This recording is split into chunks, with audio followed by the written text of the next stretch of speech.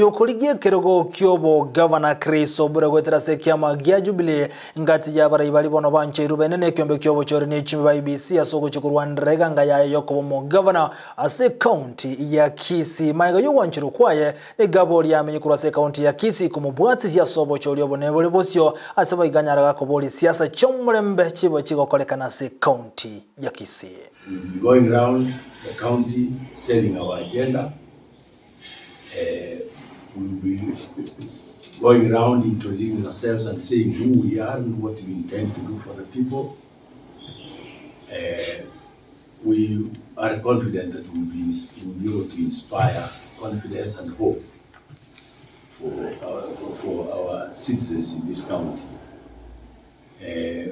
All we are asking is we're asking for a level playing ground at all levels, from the IDC, from the state machinery,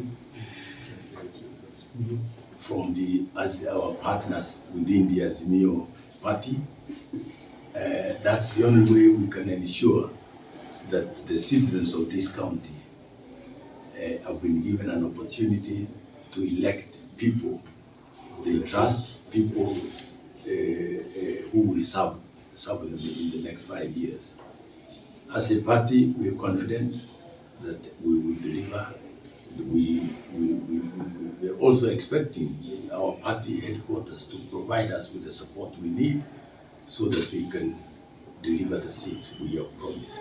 We want to assure our leader, the President of the Republic of Kenya, the leader of Jubilee, that we are determined to deliver